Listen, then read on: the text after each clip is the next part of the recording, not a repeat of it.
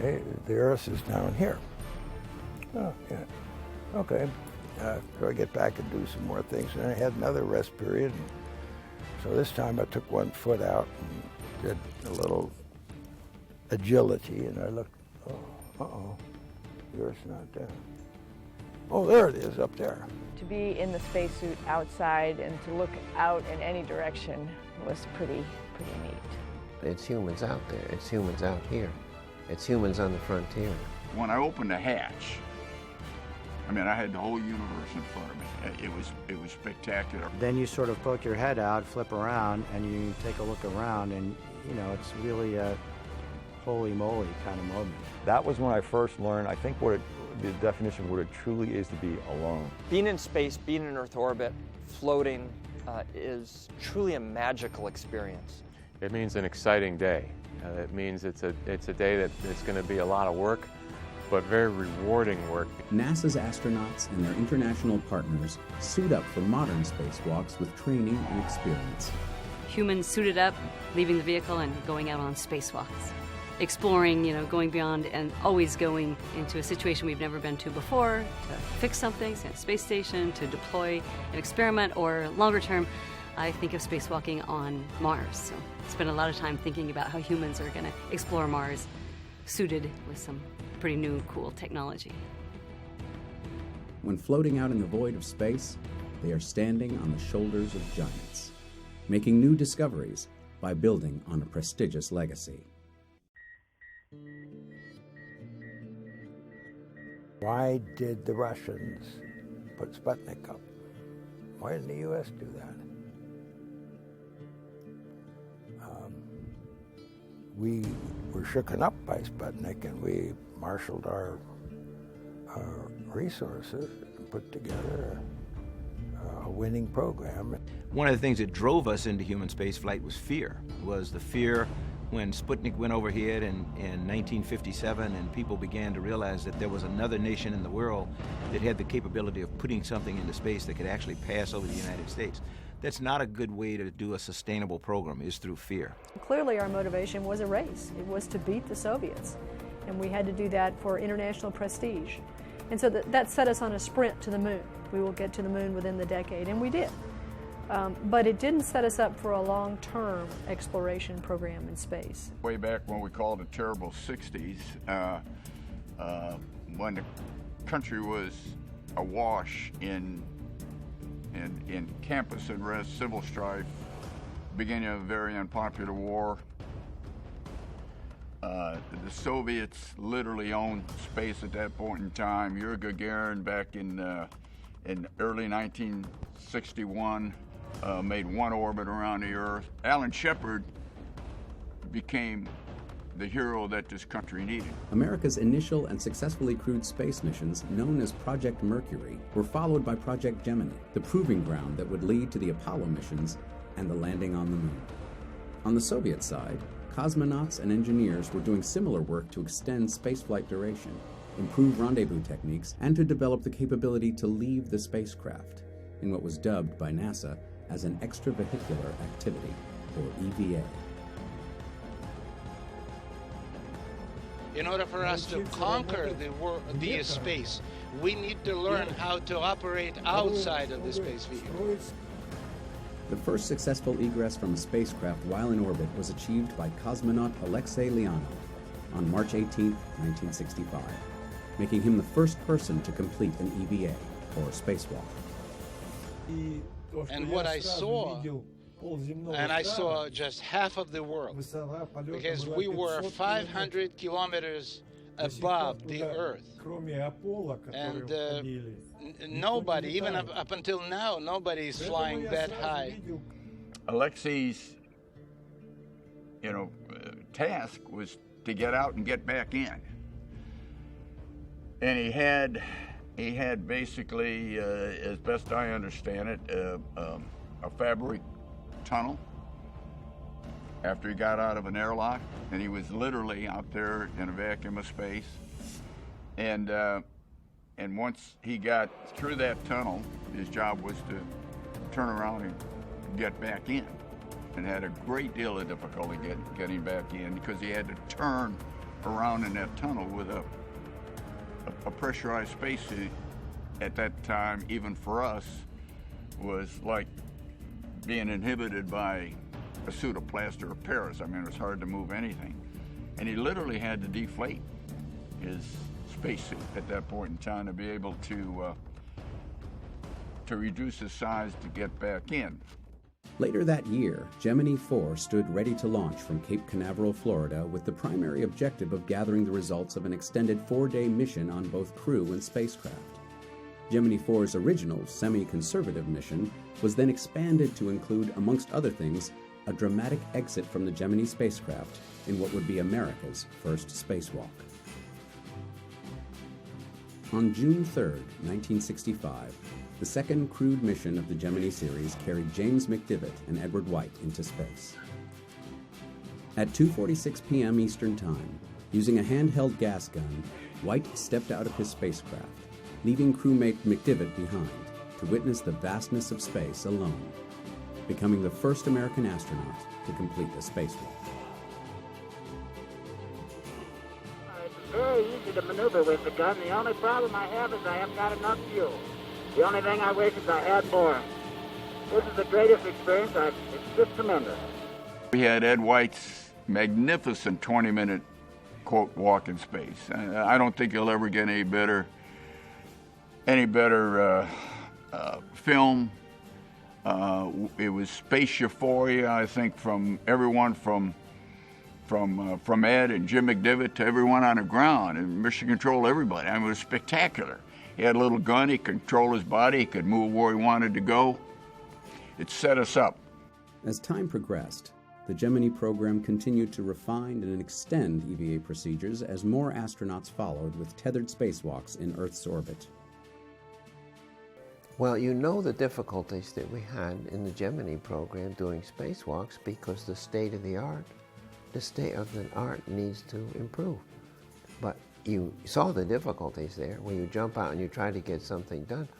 Well, you haven't practiced in the free-fall zero-G condition, and so it's Newton's second law. You push in something, it moves your body instead of getting the work done. And so that whole business, you see, we just evolved and we grew since Leonov and Gemini on. Americans like Gene Cernan, Michael Collins, Richard Gordon, and Buzz Aldrin continued the competition with the Soviets. In the Gemini days, when they were trying to do the first spacewalks from a capsule, the first EVAs, the first spacewalks, were not very productive. The crew members got outside, they didn't have anything to hold on to, they kind of flailed around, they couldn't do fairly simple tasks. And they learned from that they had to have a better way to train, and they started to use water tanks at that time. Every progressive EVA had different little hang-ups: frustration, overpowering, getting overheated. Next came the Apollo program, with one of its lofty goals to land Americans on the surface of the moon and then return them safely to Earth. We're going to the moon. I mean, hey, we're going to the moon.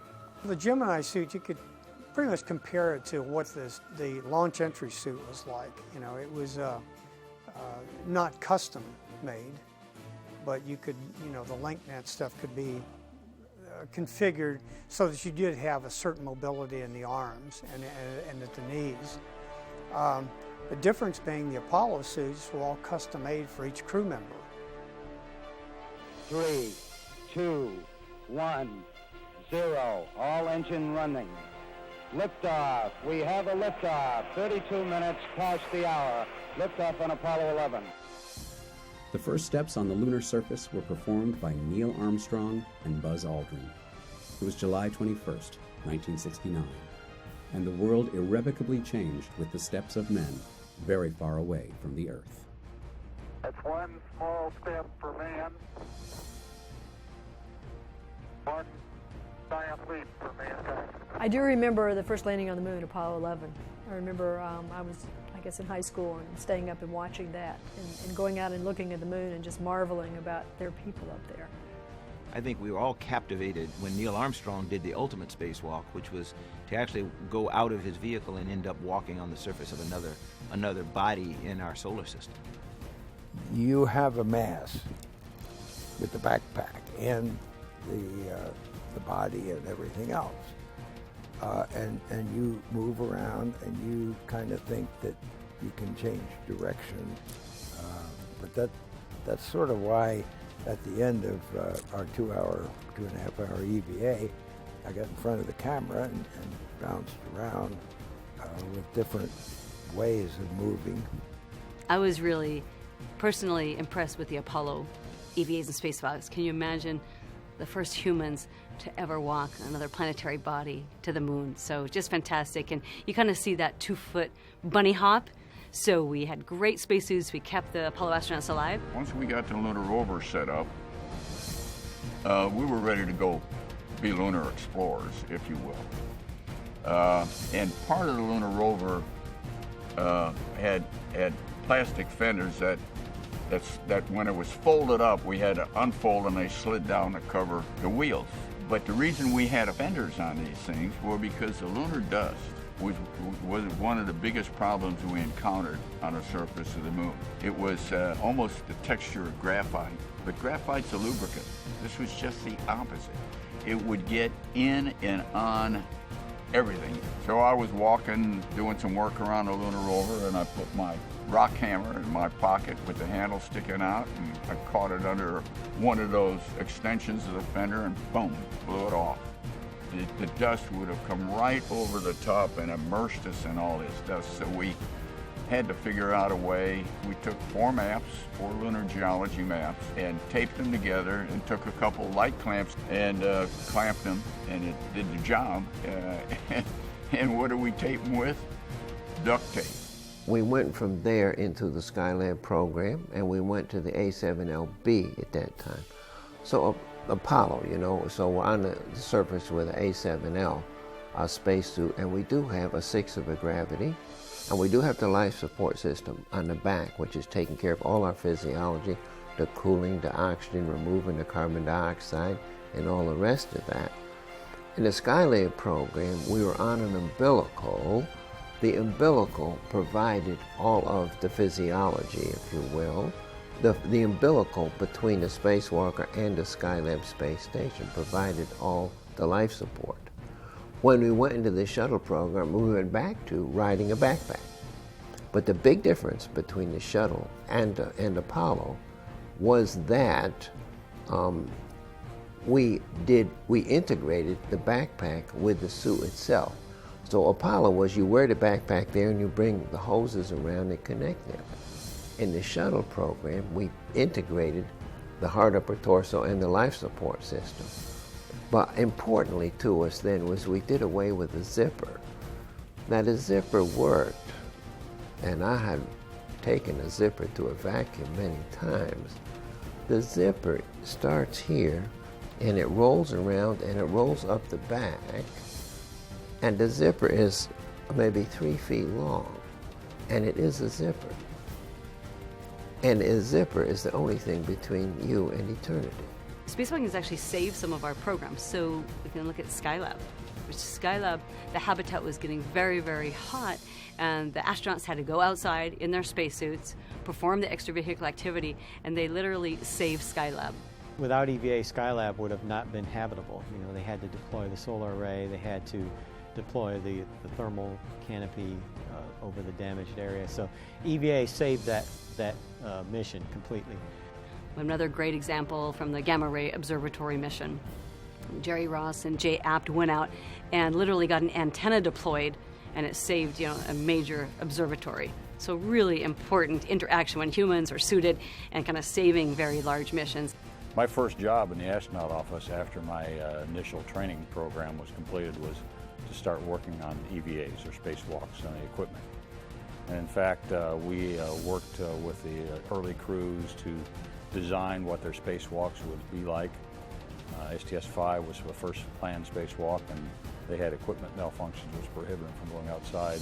And then STS-6 was the first one where we actually conducted some spacewalks.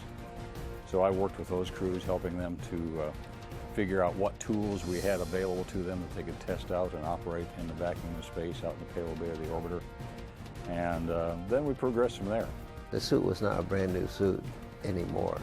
I had run it through all on the floor. That's the 1G test. I had run it through vacuum testing. I had run it through certification where the number of cycles you put on all the joints. I've been in the water with it, so it was a friend.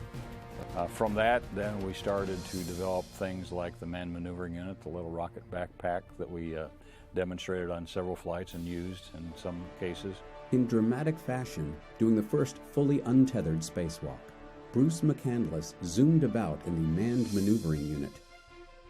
This equipment test would lead to the retrieval of stranded satellites on subsequent missions years later. And I was really jealous of Bruce McCandless when he had a backpack and went out a ways without a tether and maneuvered around. Over the following years, extravehicular activity became one of the space traveler's most exciting and necessary tools in his or her tool belt.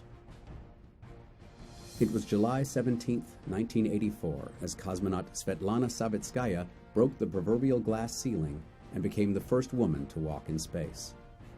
Catherine Sullivan followed shortly after on October 11th, becoming the first female American astronaut to perform a spacewalk. This is the first chance I had to stick my head out the hatch on our EVA on day 7.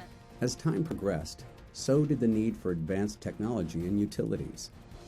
Complicated missions and space program-saving maneuvers are the essence of NASA's extravehicular activity. There was one time when I was on the end of the mechanical arm, it was on the Hubble mission, and I was being moved from one place to another, and you really have no sensation of movement when you're on that arm. It's just so smooth. There's no drag of the water pulling you back, and so you don't really know you're moving. And I was working on the tools. I was putting the sockets on for the next whatever task I had to do next. And the guys stopped it, and they said, "You have to look at this. You just have to stop and look." And so I stopped and looked, and we were over the Gulf of Mexico. We could see entire North America, and we could see Aurora up over Canada. And it was just an amazing view. We started to develop little power tools. We developed more wrenches and other kinds of tools that we could use for other types of failures that we identified in the payload bay door mechanisms to remove debris or to disconnect things should they not function properly. From the Apollo program's deep space missions around and to the moon, to the U.S. Skylab, Shuttle, and International Space Station programs, spacewalkers have suited up. On board the spacecraft, you've got today 2 spacewalk crew members who go out, work cooperatively together. They become brother and sister, brother and brother, sister and sister. They learn how to work as a very coherent team. They actually understand each other's moves. They know where they're supposed to be. You've got nowadays a robotic operator who's generally moving at least one of the crew members around on a robotic arm. You've got the IV crew member, the intervehicular crew member, who is, for all intents and purposes, the choreographer, has the whole mission kind of committed to memory, knows when somebody's out of position, knows when somebody's about to get too far away where they can be safely tethered. Back on Earth, in the Mission Control Center, you have the primary person on console, that is the EV or the extravehicular controller. In the back room, they probably have anywhere from 25 to 100 people who are looking at data from each of the spacewalking astronauts. They're looking at data from the spacewalk that's actually going on. And then somewhere in the world, like at a place that built the spacesuit, or somebody that designed the procedure that's being done, whether it's in Denver, Colorado, or Connecticut, they're also looking on, and they have their own data that they're evaluating, and getting all that back into mission control in Houston, telling the flight control team, okay, we see this developing, or we see this happening, you need to let the crew know. So probably thousands of people supporting the development of the types of spacewalks that we're going to do, and then hundreds actually involved in the spacewalk on that particular day. It was part of our training to make sure that, even though you might be nervous, try not to show them that you're nervous. Everything had to be laid out perfectly, from the start, you had your checklist. It was all laid out properly, which pocket every pin went in, even down to where the pocket they wanted their their sandwich put in. It has been the astronauts' mantra to train, test, and succeed. One of the things that astronauts learn to do to look at a situation and don't panic about anything, you'll make it worse, but think carefully, did you do something wrong, and then fix it. Well, the astronaut prayer, which is, please God, don't let me screw this up, that's the first thing. I think the biggest fear that I had, and maybe many astronauts as well, is not that I was going to get hurt, it's that I was going to mess up. Because everybody's watching, you have such a limited time out there to get done what needs to be done, and you really, really don't want to make a mistake. It was cold, so that was a little surprise, but we should have anticipated cold, but it turns out at that point we had only done hot spacewalks. Until STS-6, they had all been warm. The STS-125 crew, which was the final Hubble servicing mission, that almost none of us thought they would be able to successfully complete 5 back-to-back-to-back-to-back-to-back EVAs and do all that they were supposed to do. And they not only completed them in spite of obstacles at every turn on almost every single EVA, but they did them superbly and left Hubble in incredible shape. And I think they did a tremendous service to planetary science, astrophysics, and just the field of spacewalks in terms of showing people that if you really work hard at it and you plan it and you execute the way you planned, there's nothing we can't do. When you're doing a spacewalk on orbit, you're in your own spaceship. It's your spacesuit, but it keeps you from the vacuum outside and your crewmates inside the space shuttle. I had one moment on the Hubble Space Telescope mission where Drew Feustel, my spacewalking partner, was on the other side of the telescope, and I was holding onto a handrail looking up at the Earth go by behind the Hubble. And it was a truly remarkable moment, but I did realize how far away we were from the Earth's atmosphere, from our homes, from our companions inside the space shuttle. And I wouldn't say that I felt a sense of loneliness, but a sense of awe, that we're doing these kind of things, that we're able to fix the Hubble, to orbit the Earth. Through spacewalks, complex problems have been solved in extreme ways, such as fixing the Hubble Space Telescope's blurry vision, turning a possible billion-dollar piece of space junk into one of the most revered scientific instruments of human history. Missions like Hubble tested the mettle of spacewalkers, an elite breed among an already out-of-this-world group of adventurers. Say that on Hubble, it's a very fine motor skill, tuned in, very close in, a lot of hands work. So it's almost like doing surgery when you're on Hubble in a suit versus being a longshoreman when you're on space station, or you're just hanging, moving big blivets around and you're changing stuff out. And that tradition continued with the Wall of EVAs, which built the tremendously successful International Space Station. It's been 50 years since NASA's first EVA, when Ed White went out on Gemini 4. We've come a long way since that first one. Building the International Space Station, it was very, very EVA intensive. And when we were planning for it, everybody talked about the wall of EVA. We're never going to be able to accomplish all this. And when you look back on what we accomplished, it was pretty darn amazing. So on my first flight, we were right in the middle of the construction of the space station.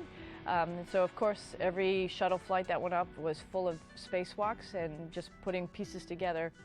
Every single EVA was an important and necessary component of the assembly sequence. So I think we all feel that we had a hand in laying the keystone, or however you want to describe it. To see the ISS now and the spacewalks that they do to go out and do repairs, I mean, it's just incredible.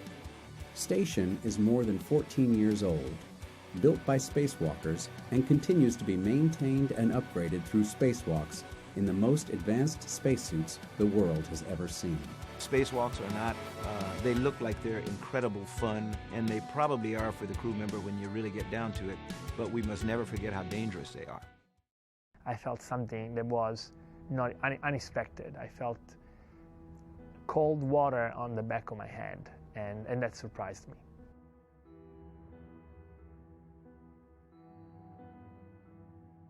I contacted the ground, which is the first thing you would do when something that you're not expecting comes up. So I asked Houston for advice. I said, I feel water in my helmet, but what it feels like a lot of water. The ground doesn't have a lot of information on the suit. They can monitor some things, they have telemetry about my status, my vital status, and they know how the suit is performing, but a lot of things we couldn't tell at that point. Is the water increasing in my helmet, in the back of my helmet? I couldn't tell. The ground couldn't tell. They were trying to come up with what could be the possible problem and the solution. Finally came the decision from the ground to take the safest option, which is we're going to terminate this EVA. Chris and Luca, just for you guys, based on what we heard with Lucas saying that water is in his eyes now and it seems to be increasing, we think we're going to terminate EVA case for EV2. And so when they told me, okay, Luca, you're going to travel back to the airlock and Chris is going to clean up and then follow you, that's what we did. And I started translating back to the airlock. I had to go upside down and translating with my head towards the ground. And it always happens, a lot of things happen at the same time. The sun went down at that point. You go to zero. Darkness, no visibility, and cold.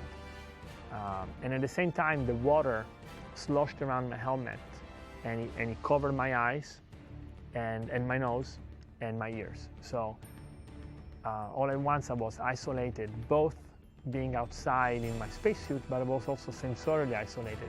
I couldn't see and I couldn't hear, and I didn't quite know where I was, how to find my way back to the airlock. At that point, it was obvious to me that I needed to go back to the airlock by myself and do it as fast as I could, because I could still breathe through my mouth, but I didn't know how much water was in the helmet, and I didn't know if there would be more water in the helmet. Thankfully, we spent hundreds of hours underwater in the neutral buoyance lab learning the configuration of the space station, learning how to use our spacesuit, learning how to navigate. And so using that experience and using my knowledge of the suit and everything I had with me, I was able to find my way in the dark, in the blind, back to the airlock.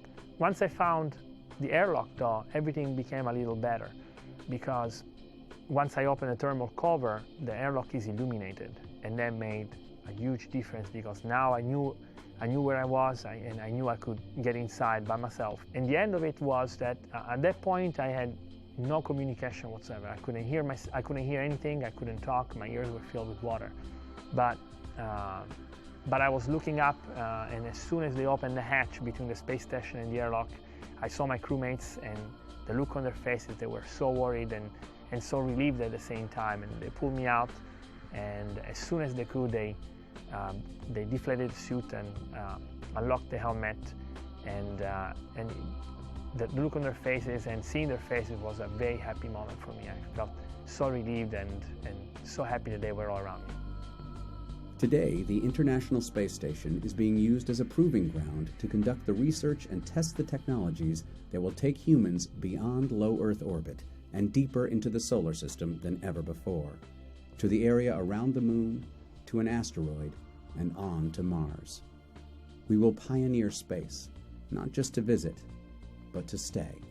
We're going to migrate out over the next 5 to 10 years into repositioning humanity in lunar orbit. So we will spend most of our time orbiting the Moon and doing more technology development, but learning basically how we operate in a low gravity or no gravity environment, because that's the way it will be when we go to Mars. Mars's gravity is less than Earth's. Operating there will be significantly different than operating here in low Earth orbit. When we do the asteroid redirect mission and we reposition an asteroid into a stable retrograde orbit around the Moon, then the dominant gravity for that group of explorers, if you will, is going to be the asteroid itself, and that's going to be a very, very, very low gravity field, if any at all. So we've got a lot of development of tactics, techniques, and procedures. Never know when you build a piece of hardware. The guys back in the 70s, and gals, that built and designed and tested the original EMUs, which we're still flying today, by the way. The life support systems are still the original life support systems that we had 30-some years ago. You never know where that hardware is going to end up. To see that suit, you know, to see it go on over the decades and into we never planned on hundreds of spacewalks. And the key thing there is in structural integrity is to identify weakness before failure. From here, NASA engineers, technicians, and astronauts will figure out new ways to overcome the next set of challenges. We decided to orbit the Earth a lot instead of going deeper into space, and now I think it's time for us to take that step beyond orbiting the Earth and moving on. We don't have the same momentum we had when we had an enemy that we were afraid of. So we are not in competition as much as I think we need to be in cooperation with other nations in order to move all of us forward and out into space. Mars is really extreme, which is the great part about it. It's challenging. So when we get to Mars, you're going to need to be provided your life support and pressure with a spacesuit, but it'll have to be really something new in terms of to be very lightweight, be very mobile. We don't really have a locomotion suit. We have spacesuits for the vacuum of microgravity. So you're weightless, which is great, but that's a very different environment. Now when we get to Mars, we have gravity, 3/8 gravity, so we're bipedal again. So we're going to be walking, bending, or going there to search for life, looking for fossils and digging things up. So you really are an explorer. So it is akin to Lewis and Clark expedition and exploring and moving out into the west. It's really the next frontier. For anyone who goes on another EVA stroll back on the moon or on Mars, and we'll do both one day, I know that'll happen, take duct tape. We are currently further along than ever before in human history on our journey to Mars.